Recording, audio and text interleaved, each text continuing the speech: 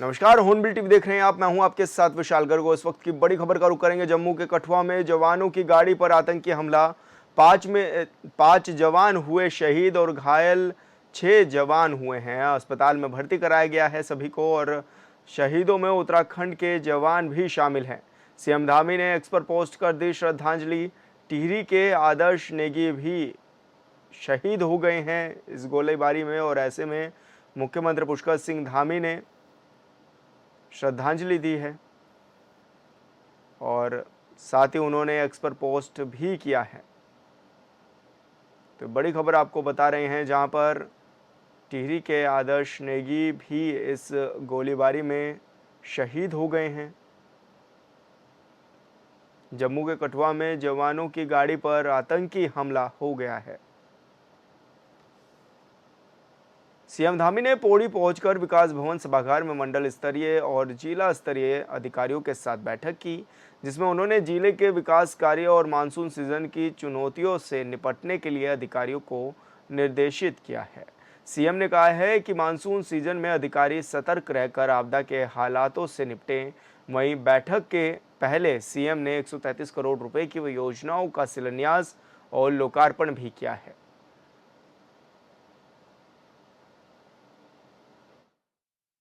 जो भी घोषणाएं हैं उन घोषणाओं को आगे बढ़ाएंगे और जो ऐसे सीता माता सर्किट जैसे हमारे बहुत महत्व के और बहुत हमारे आस्था श्रद्धा के स्थान हैं, उन स्थानों के लिए निश्चित रूप से करेंगे। वो हमारे धार्मिक तीर्थाटन के लिए भी बहुत हमको लाभ देने वाले हैं और उत्तराखंड आने वाले लोगों के लिए ऐतिहासिक रूप से भी एक बड़ी धरोहर है। मानसून आ गया है और मानसून के समय में हमें हर वर्ष किसी न किसी रूप में आपदा हमारे लिए बहुत बड़ी चुनौती होती है। तो सभी अधिकारियों को कहा है कि आपदा के लिए एक तो अपने अपने स्तर से सभी लोग तैयार रहें। कोई भी ऐसी स्थिति आती है तो उस स्थिति में तुरंत एक्शन लें। दूसरा, ये पौड़ी हमारा आयुक्त मुख्यालय है। यह आयुक्त मुख्यालय यहाँ पर ठीक प्रकार से संचालित हो। पौड़ी का जो वैभव है वो पुनः यहाँ पर बने। यहाँ से सारी योजनाएं, सारे जो काम हैं वो संचालित हो। क्योंकि मानसून सीजन शुरू है, माननीय मुख्यमंत्री जी ने जो भी इस संदर्भ में संबंधित विभाग है, विशेषकर जैसे PWD डिपार्टमेंट है, उनको आदेशित किया और माननीय जिला अधिकारी महोदय को आदेशित किया कि आप इस बारे में मानसून सीजन को देखते हुए तुरंत इसमें जो भी कार्रवाई होती है और सरलता से जो भी लोग हैं, जो भी जनपद के निवासी हैं, एक संदेश जाना चाहिए कि मतलब सरलता से काम निकले और कोई भी काम पेंडिंग न पड़े। 10 जुलाई को विधानसभा उपचुनाव के लिए वोटिंग है, लिहाजा चुनाव प्रचार के आखिरी दिन राजनीतिक पार्टियों ने चुनाव प्रचार में पूरी ताकत झोंक दी। इस बीच आरोप प्रत्यारोप का दौर भी देखने को मिला, जहां विपक्ष ने सत्ता पक्ष पर आरोप लगाया कि कार्यकर्ताओं को डरा धमकाकर बीजेपी चुनाव जीतना चाहती है, तो वहीं बीजेपी ने कांग्रेस पर सनातनी विरोधी पार्टी होने का आरोप लगाया है। क्या लोकसभा की तरह देवभूमि की जनता उपचुनाव में भी बीजेपी का साथ देगी या फिर कांग्रेस को मौका देगी?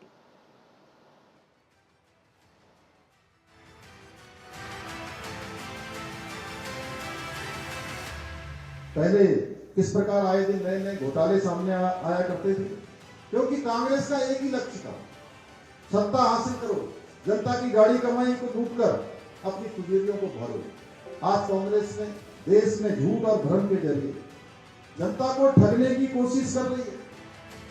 लोकसभा चुनाव में किस पार्टी ने किस तरह जनता को भ्रमित किया और किसने नहीं किया, इसका फैसला वोट देकर जनता ने कर दिया है और अब उपचुनाव में भी जनता ये तय कर देगी कि दरअसल किसी पार्टी के नेताओं की बातों में कितना दम है। उत्तराखंड की 2 विधानसभा सीटों पर 10 जुलाई को उपचुनाव है, लिहाजा सोमवार चुनाव प्रचार थम गया, लेकिन आखिरी दिन बीजेपी और कांग्रेस दिग्गजों ने चुनाव प्रचार में दोनों सीटों पर पूरी ताकत लगा दी। कभी ये बेरोजगारी पर भ्रम फैलाते हैं, कभी लोकतंत्र को खतरे में बताते हैं, कभी हिंदुत्व में फर्क करके भ्रमित करते हैं। इस बार लोकसभा के चुनाव में इस जो एक घटिया राजनीति थी, जनता ने उसको जवाब दे दिया। चुनाव में हार के बाद भी ये जनता को भ्रमित करके हार गए चुनाव में। देखिए, हार गए और ऐसा माहौल बनाने की कोशिश कर रहे हैं जैसे कि इन्होंने बहुत बड़ी जीत कर ली हो।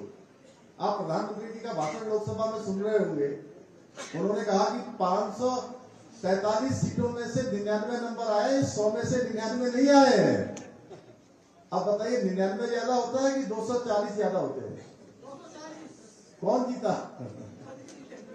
अब ये ऐसा दिखा रहे हैं कि हम जीते हैं, लेकिन जनता इनके बहकावे में आने वाली नहीं है, इनकी असलियत जान चुकी है। बदलते भारत की जनता न सिर्फ कांग्रेस बल्कि सभी पार्टियों की सच्चाई जानती भी है और अच्छे से सब कुछ समझती भी है। 10 जुलाई को उत्तराखंड में बद्रीनाथ विधानसभा और मंगलौर विधानसभा सीटों पर वोटिंग है, जिसकी तैयारियां लगभग पूरी कर ली गई है। बद्रीनाथ में चुनाव प्रचार के आखिरी दिन राज्य के सीएम पुष्कर सिंह धामी ने कहा कि कांग्रेस पार्टी सनातन धर्म विरोधी पार्टी है। उन्होंने कहा कि प्रभु श्री राम को भी कांग्रेस काल्पनिक बताती है। भाइयों बहनों, कांग्रेस सनातन धर्म और संस्कृति की भी सबसे बड़ी दुश्मन है।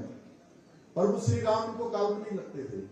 हम सब जिनका नाम हर क्षण लेते हैं, हर पल लेते हैं, हमको कोई परेशानी होती है, कोई कष्ट होता है, तो हम सबके मुंह से क्या निकलता है? राम राम, हे राम। कोई कहता है श्री राम, कोई कहता है जय राम। हर क्षण जिनका नाम लेते हैं, उनका मंदिर भी इन्होंने नहीं बनने दिया। वकीलों की एक बड़ी फौज सुप्रीम कोर्ट में खड़ी कर दी। राम सेतु को भी ये काल्पनिक बताने लगे और कांग्रेस तुष्टीकरण की एक वोट बैंक को खुश करने के लिए इतनी अंधी हो गई है कि अब उन्हें सभी हिंदू हिंसक नजर आते हैं। कांग्रेस पार्टी के युवराज लोकसभा के अंदर इस लोकतंत्र के मंदिर में पूरे हिंदू समाज को हिंसक बताने का काम करते हैं। बद्रीनाथ और मंगलौर दोनों ही सीटों पर हो रहे उपचुनाव में बीजेपी और कांग्रेस दोनों ही दलों की साख दांव पर है। मौजूदा वक्त में दोनों ही दलों के वरीय से लेकर कार्यकर्ता तक एक दूसरे पर जमकर निशाना साध रहे हैं। एक और जहां बीजेपी के नेता कांग्रेस पर चुन चुनकर सियासी हमला बोल रहे हैं, तो दूसरी तरफ कांग्रेस के वरीय नेता और राज्य के पूर्व सीएम हरीश रावत बीजेपी सरकार पर गंभीर आरोप लगा रहे हैं।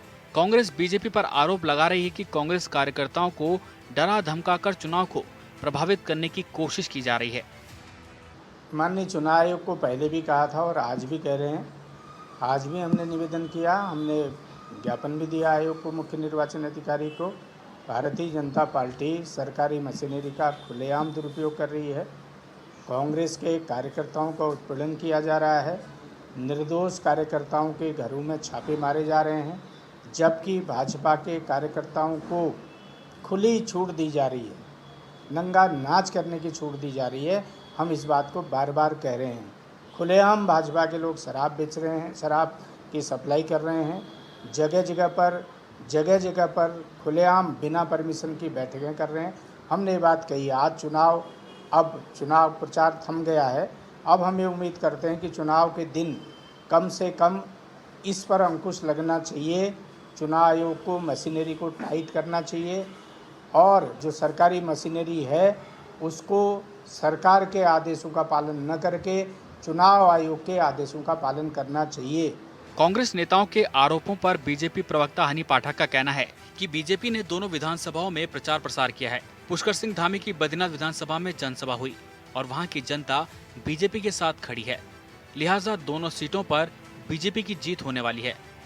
निश्चित रूप से मैं दावे के साथ कह रही हूँ और पूरे भारतीय जनता पार्टी नहीं अपितु बद्रीनाथ की और मंगलौर की जो देवतुल्य हमारी जनता है वो भी हमारी भारतीय जनता पार्टी के ही बटन को दबाएगी और निश्चित तौर पर हमें विजयी बनाएगी।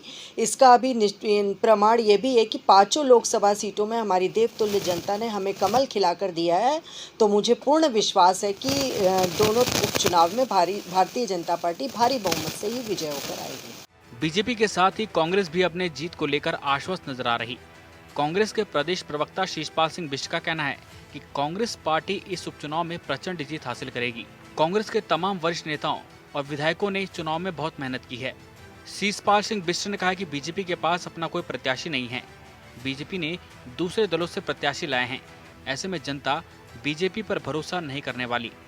कांग्रेस पार्टी के कार्यक्रमों में कांग्रेस के प्रत्याशियों के समर्थन में जिस तरीके से जन सैलाब उमड़ा और जिस तरीके से जनता ने कांग्रेस के प्रत्याशियों पर प्यार दुलार लुटाया, तो उससे मैं जीत के प्रति पूरी तरह से आश्वस्त हूँ। और हमारे वरिष्ठ लीडरशिप भी लगातार दोनों विधानसभा क्षेत्रों में बारी बारी से कैंप करती रही है। हमारे विधायकों ने बहुत अच्छा काम जो है दोनों प्रत्याशियों के पक्ष में किया है और निश्चित तौर पर क्योंकि दोनों प्रत्याशी ज़मीन से जुड़े हुए हैं, जनता के लिए संघर्षशील रहे हैं, दोनों क्षेत्रों की जनता इस बात को जानती है। और भारतीय जनता पार्टी तो अपनी पार्टी के अंदर दोनों विधानसभा क्षेत्रों में प्रत्याशी दे ही नहीं पाई। दोनों विधानसभा क्षेत्रों में आयात करके प्रत्याशी उतारे हैं। तो भाजपा के कार्यकर्ताओं में ही अपनी पार्टी के निर्णय के प्रति आक्रोश है, जिसका लाभ कांग्रेस के प्रत्याशियों को मिलेगा। और मेरा पूरा विश्वास है कि कांग्रेस के दोनों प्रत्याशी प्रचंड बहुमत के साथ अपनी जीत दर्ज कराएंगे। बद्रीनाथ सीट पर बीजेपी कांग्रेस छोड़ बीजेपी में शामिल होने वाले राजेंद्र सिंह भंडारी को टिकट तो दिया, वहीं कांग्रेस ने बद्रीनाथ सीट पर लखपत सिंह बुटोला को टिकट दिया है और मंगलौर सीट पर बीजेपी ने करतार सिंह भड़ाना को टिकट दिया है। तो कांग्रेस ने यहां से पूर्व विधायक काजी निजामुद्दीन को उम्मीदवार बनाया है और इसके साथ ही मंगलौर में बसपा के दिवंगत विधायक सरवत करीम अंसारी के बेटे उबैदुर रहमान को मैदान में उतारा है। अब 10 जुलाई को दोनों विधानसभा क्षेत्र की जनता किसका साथ देती है, यह तो वक्त के साथ ही पता चलेगा। Bureau report, hornbill TV. प्रदर्शन कर लिया, अब अनिश्चितकालीन धरने पर हैं, लेकिन समस्या जस की तस है। ऐसे में प्रशासन ही बताए कि बड़कोट के लोग पानी के लिए क्या करें। ऐसा हम क्यों कह रहे हैं, इस रिपोर्ट में देखिए।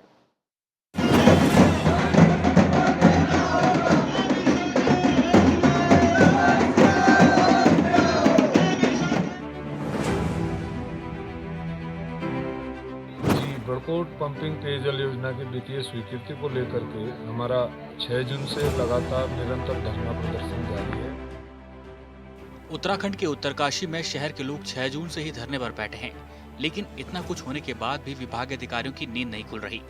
यानी शहर के लोग परेशान रहें तो रहें, लेकिन विभाग न तो शहर वासियों की कोई सुध लेगा, न ही समस्याओं का समाधान होगा।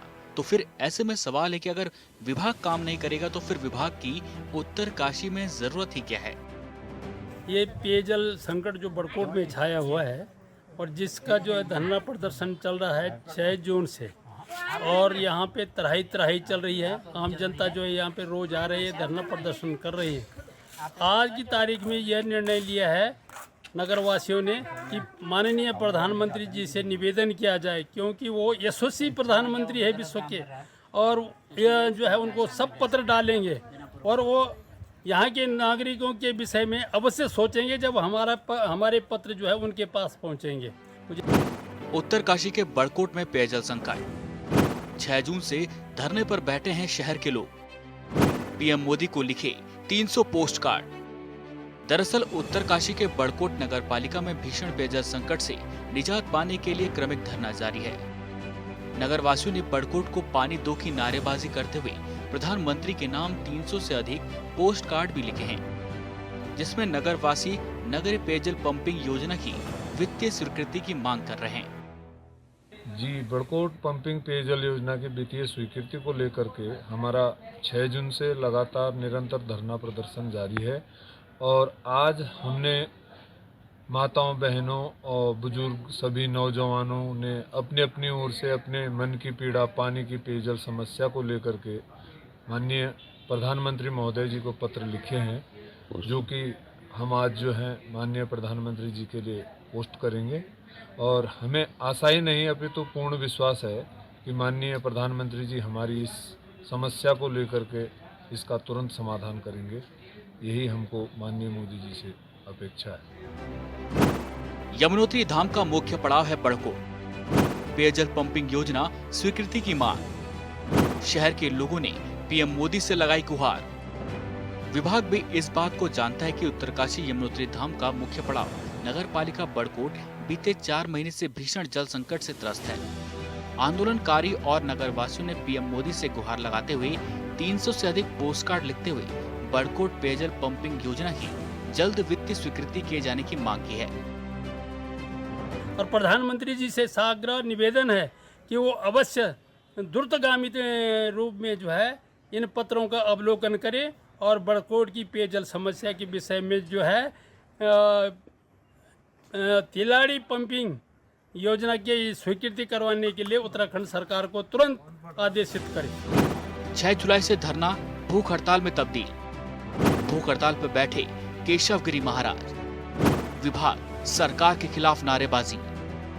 पेयजल की मांग पर आंदोलनकारियों ने पहले ही कह दिया था कि अगर मांगों पर विचार नहीं किया गया तो अनिश्चितकालीन भूख हड़ताल की जाएगी। लिहाजा 6 से जारी अनिश्चितकालीन धरना अब 6 जुलाई से भूख हड़ताल में तब्दील हो गया। हिंदू जागृति संगठन के अध्यक्ष संत केशवगिरी महाराज जी ने भूख हड़ताल शुरू कर दी है। नगर वासियों ने चंद्रेश्वर महादेव मंदिर से तहसील तक ढोल नगाड़ों के साथ जमकर नारेबाजी करते हुए हाथों में तख्ती के साथ प्रदर्शन किया और सरकार से पेयजल पंपिंग योजना की वित्तीय स्वीकृति की मांग की।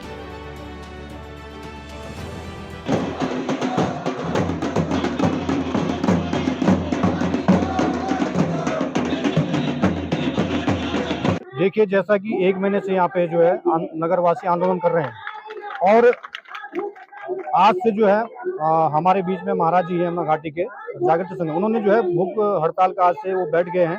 मैं तो आपके चैनलों के माध्यम से यही कहूंगा कि अगर जनता की आवाज सरकार ही नहीं सुनेंगी, जनप्रतिनिधि नहीं सुनेगा तो कौन सुनेगा। आज जो माताएं बहनें उनका जो दुख दर्द है, जो वो पानी से पीड़ रही है, 4 महीने हो गया घरों में पानी नहीं आ रहा। यमुना नदी से पेयजल पंपिंग की मांग, धरना दिया, भूख हड़ताल किया। अब नगर वासियों का कहना है कि जब तक पेयजल पंपिंग योजना की स्वीकृति नहीं मिल जाती तब तक हड़ताल जारी रहेगी। उन्होंने कहा कि छोटी योजना से बड़कोट का पेयजल संकट कम नहीं होगा। यमुना नदी से पेयजल पंपिंग योजना एकमात्र उपाय है। धरना स्थल पर स्वामी केशवगिरी महाराज ने सरकार से जल्द पानी की किल्लत दूर करने के लिए नगरीय पंपिंग पेयजल योजना स्वीकृत करने का आग्रह किया।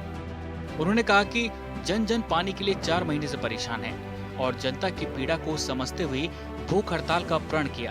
अब प्राण जाए पर प्रण नहीं तोड़ेंगे, इसलिए सरकार जल्द विचार करे। मैंने जनता का दुख देखा है, सभी जनता बहुत परेशान है, त्राही हो रही है नगर पालिका में और 1 महीने से जुलूस प्रदर्शन भी चल रहा है और 1 महीने से धरना प्रदर्शन भी चल रहा है। ये पूरे भारत में न्यूज चल रही है, कोई भी इसे अज्ञान सभी को ज्ञात है और कोई भी झूठा नहीं है। और उनका दुख दर्द देखने के लिए यहाँ के जो जनता प्रतिनिधि हैं, जो यहाँ के नेता हैं, वो तो पीछा छोड़ा करके भाग रहे हैं, वो सामने भी नहीं आ रहे हैं ना साथ दे रहे हैं। जब जिनको जनता खड़ी करती है वो भाग रहे हैं जनता को छोड़ करके। तो उनका दुख दर्द देखा है, माताओं का दुख दर्द देखा है, सब काम काज छोड़ करके यहाँ पर बैठे हुए हैं। तो मैंने उनका दुख देखा, क्योंकि संत तो हमेशा दूसरों के लिए जीते हैं। अपना जीवन तो वो जब ये चोला धारण करते हैं तभी अपना जीवन त्याग देते हैं, हमेशा ये राष्ट्र के लिए अपना जीवन होता है। तो मैंने इनका दुख दर्द देखने के लिए 1 महीना से चलता धरना प्रदर्शन ये आ रहा है और कोई सुनवाई नहीं हो रही है, प्रशासन कस से मस नहीं हो रहा है, यहाँ के नेताओं को जू नहीं रेंग रही है। तो उनका दुख दर्द देखने के लिए मैंने प्रण किया है कि मैं भूख हड़ताल करूंगा, चाहे प्राण चले जाए, लेकिन ये प्रण नहीं जाएगा। इसलिए मैं समस्त जनता के साथ हूँ और अब प्रशासन को जागना चाहिए और नहीं तो यहाँ पर पूरा यमुना घाटी, पूरा ये सब घाटी इकट्ठी हो जाएगी और फिर प्रशासन को क्या संदेश दिया जाएगा वो खुद ही समझ सकते हैं। और अब प्रशासन को जागना होगा और जब तक उन्होंने आश्वासन नहीं दिया तब तक मैं उठने वाला नहीं हूँ। भूख हड़ताल के बाद नहीं जाग रहा विभाग के प्रति शहर वासियों में बड़ा आक्रोश। उत्तरकाशी के बड़कोट के लोग 6 जून से पेयजल समस्याओं को लेकर धरना दे रहे हैं, लेकिन हैरानी की बात है ना तो सरकार के किसी प्रतिनिधि ने बड़कोट वासियों की सुध ली, न ही विभाग के किसी वरीय अधिकारियों ने। लिहाजा बड़कोट वासियों में सरकार के प्रति गुस्सा बढ़ता जा रहा है। बीच में कोई एक योजना स्वीकृत हुई है, परंतु मैं बताना चाहूंगा आपके चैनल के माध्यम से, जो योजना स्वीकृत है वो पर्याप्त नहीं है। आने वाले भविष्य में जो है उसका कोई यहाँ पे फायदा नहीं मिलना है, क्योंकि यहाँ की जो नगर की आबादी है वो बहुत ज्यादा हो चुकी है। और जैसा कि 2019 में सरकार के द्वारा ही इस योजना को स्वीकृत किया गया और प्रतिकर भी दे दिया गया, तो सरकार को भी मालूम है कि योजना यहाँ पे जो दीर्घकालीन है वो पंपिंग योजना चाहिए। तो मैं सरकार आपके चैनलों के माध्यम से आग्रह करूंगा कि सरकार को देखना चाहिए और इस जन भावनाओं को देखते हुए इस योजना की वित्तीय स्वीकृति तुरंत देनी चाहिए, जिससे आगे भविष्य में जो है ये जन आंदोलन उग्र रूप ना ले। तो मेरा एक आग्रह रहेगा आपके चैनलों के माध्यम से। सरकार की कार्यशैली पर अब उठ रहा सवाल। डबल इंजन की सरकार में भी समस्याएं जारी। सीएम के आदेशों का नहीं हो रहा यहाँ पालन। 2017 से ही उत्तराखंड में बीजेपी की डबल इंजन वाली सरकार है और सरकार का दावा है कि राज्य तेजी से तरक्की कर रहा। फिर ऐसा क्यों हो रहा है कि महीनों धरना देने पर भी इन लोगों की समस्याओं का समाधान नहीं हो रहा। देहरादून में बैठकर मंत्री से लेकर बड़े बड़े अधिकारियों तक बड़ी बड़ी बातें करते हैं, लेकिन सच तो यह है कि पहाड़ में आज भी जो लोग परेशान हैं और पहले भी परेशान थे, फिर राज्य में डबल इंजन की सरकार रहे या फिर सिंगल इंजन की, क्या फर्क पड़ता है। Bureau report, hornbill TV. Uttarakhand में लगातार हो रही बारिश की वजह से प्रदेशवासियों को जब जनजीवन भी अस्त व्यस्त होने लगा है। कुछ इलाकों की स्थिति यह है कि गांव के लोगों को डर सता रहा है कि भूस्खलन के चलते उनके आशियाने कहीं उनसे छिन ना जाएं। इस रिपोर्ट में देखिए।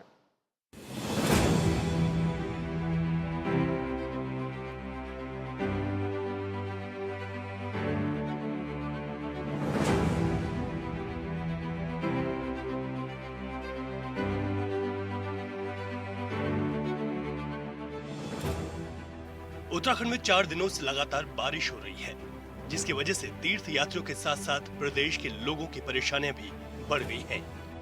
टिहरी जनपद के नरेंद्र नगर में कुमारखेड़ा गांव के पास बड़ा भूस्खलन हुआ है, जिसकी वजह से गांव के लोगों की नींद उड़ गई। कई घरों में नुकसान भी हुआ है, लिहाजा गांव के लोग शासन और प्रशासन से मदद की गुहार लगा रहे हैं। मैं सर कुमारखेड़े का बस्ती का हूँ। मैं ये चाहता हूँ कि अगर ये मलबा वहाँ नीचे जाता तो हमारी बस्ती का क्या हाल होता। बहुत बुरे हाल हो जाते। इधर बड़े बड़े पत्थर आ रहे हैं, सब कुछ आ रहे हैं। इधर से जाने से पूरी बस्ती का डैमेज का हो जाता है। दरअसल नरेंद्र नगर के कुमारखेड़ा गांव के पास सड़क भूस्खलन हुआ और पहाड़ का मलबा सड़क पर आ गया। जहां पर भूस्खलन हुआ है उसके ठीक नीचे ही कुमारखेड़ा गांव है। लिहाजा गांव के लोगों का कहना है कि अगर सड़क से मलबा नीचे गिर जाता तो कई घर पूरी तरह से बर्बाद हो जाते। रात को बहुत भयंकर मलबा आया, जिससे हम रात को सोए भी नहीं। पूरी रात भर हम जागते रहे। इतना बड़ा पत्थर आया वहाँ पे कि हम पूरी रात सोते भी नहीं और कुछ नहीं। अपने बचाव के लिए कहाँ जाना हमने। ये अब मकान की हालत भी है। अब मेरे सारे खेत दबे, अदरक, पिनालू, हल्दी सारे खेतों में सब ऐसे सके। बारिश से ऋषिकेश गंगोत्री राष्ट्रीय राजमार्ग NH 94 पर नरेंद्र नगर के कुमारखेड़ा में पहाड़ी से भारी भरकम बोल्डर्स और मलबा सड़क पर आकर पसर गया। गांव के लोग बताते हैं कि अगर सड़क किनारे सुरक्षा दीवार होती तो शायद मलबा सड़क पर नहीं पहुंचा होता, और अगर सड़क पर मलबा आता भी तो नीचे गांव कम से कम सुरक्षित तो रहता। पूरा मलबा भर गया, वो तो पूरा मलबा। हमारे बहुत खतरा, हमारी भी कोई सहायता की जाए भाई। शासन प्रशासन से मेरी मांग है कि हमारी भी कोई सहायता हो जाए। स्थानीय निवासियों का कहना है कि कुमारखेड़ा के ठीक ऊपर कांडा में महानंदा वेस्टर्न जैसे बड़े 5 सितारा होटल हैं, जो कंस्ट्रक्शन का मलबा ऊपरी छोर पर डाल देते हैं, और पानी की निकासी भी कुमारखेड़ा के ठीक ऊपर गधेरे में कर रखा है, जिसके कारण यह मलबा आने की घटना हो रही है। भारी बारिश होने के कारण ये मलबा आया है। ऊपर होटल का कंस्ट्रक्शन जो भी काम चलता है वो पूरा लूज मटेरियल और पानी का निकास इधर कर रखा है, जिसकी वजह से बड़े बड़े पत्थर भी आ रखे हैं, बड़े बड़े बोल्डर भी आ रखे हैं। हम कल से लगातार काम कर रहे हैं इधर, और पहले नीचे का भी खोला है। नीचे गाड़ियां फंसी हुई थी, उनको खोल के आए तो इधर रात ज़्यादा हो गई, इसलिए हमने सुबह दोबारा शुरू किया इसको खोलने के लिए, और आज भी पूरा दिन भर काम करेंगे। ये खुलने की संभावना नहीं लग रही है। एक मशीन है हमारे पास। दरअसल लगातार बारिश से नुकसान की बात सिर्फ उत्तराखंड के टिहरी जनपद तक ही सीमित नहीं है। राज्य के ज्यादातर पहाड़ी जिलों में इन दिनों कहीं न कहीं भूस्खलन हो रहा है, जिससे चारधाम यात्रा में पहुंचे तीर्थ यात्रियों को भी परेशानी हो रही है। लगातार बारिश की वजह से नदियों का जल स्तर भी बढ़ा हुआ है। हालांकि शासन पूरी तरह से अलर्ट है। जहां भी भूस्खलन की खबरें आ रही हैं, वहां JCB के जरिए मलबा तेजी से हटाया जा रहा है, ताकि लोगों को परेशानियां न हो। Bureau report, hornbill TV.